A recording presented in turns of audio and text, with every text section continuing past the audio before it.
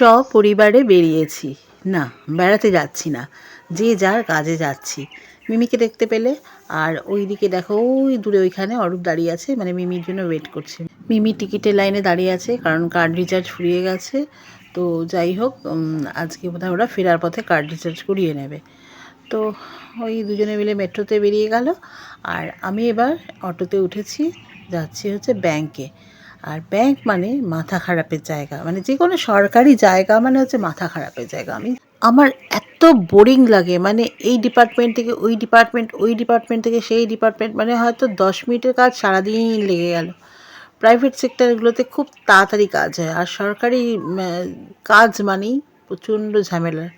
তো কিছু করার নেই, সরকারি কাজ তো অ্যাভয়েড করে চলা যাবে না, সরকারি কাজ নিয়েই চলতে হবে। যথারীতি ব্যাংকে গিয়ে আমার সারাটা দিন কেটে গেল প্র্যাকটিক্যালি। মানে মানে আমি সত্যি কথা বলতে কি না, এই সরকারি ব্যাপারগুলো, এই এত ফর্ম ফিল আপ, এত ফর্মালিটিস, এগুলো আমি না, মানে বুঝতে পারি না সব কিছু। তো লোকে বলবে ইলিটারেট নাকি, না ইলিটারেট নই, তবে খুব ঝামেলার কাজ। এই ডিপার্টমেন্টে গেলাম তো ও বললো ওর কাছে যাও, ও বললো সেই ম্যানেজারের কাছে যাও, এই করে দেখো না ব্যাংকে কতক্ষণ লেগে গেল। বসে বসে পুরো বোর হচ্ছি। ওই কাগজপত্র জমা দিতে হয় বলে এখন বসে আছি, ম্যানেজার কোথায় গেছে। অবশেষে ছুটি হলো, মানে ছাড় পেলাম কাজের থেকে। এবার বাড়ি ফিরছি, আর ঘরে ঢুকেই একটা মিষ্টি ভাইব, চলো তোমাদের সাথে শেয়ার করে নিই।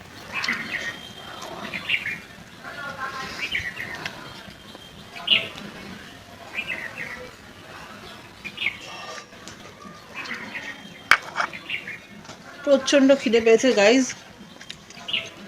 সরকারি কাজ মানে মাথা ছেটে রেখে দেয়, তো বোরিং লাগে কাজগুলো আমার। যাই হোক, ভেবেছিলাম আসার সময় বাঁধুনিতে ঢুকে আবার এত সময় লাগবে বুঝিনি, সেই কোন সকালে গেছি। ভেবেছিলাম যে ফেরার পথে বাঁধুনি বাজারে ঢুকে একটু মাছ নিয়ে আসবো, কারণ মাছ ছিল না। ওর পর মিমি ডাল আলু ভাজা দিয়ে খেয়ে গেছে। হলো না, এত বেলা হয়ে গেছে। তা যাই হোক, স্নানটা সেরে গেছিলাম এটা রক্ষে। এসে গোপালের জন্য এত খিদে পেয়েছে, গোপালের প্রসাদটা, গোপালের জন্য পাটিসাপটা নিয়ে এসেছিলাম, এই প্রসাদটা খাচ্ছি। সারাটা দিন আমার আজকে একদম সত্যানাশ হয়ে গেল। চলো পরে ফিরে আসি।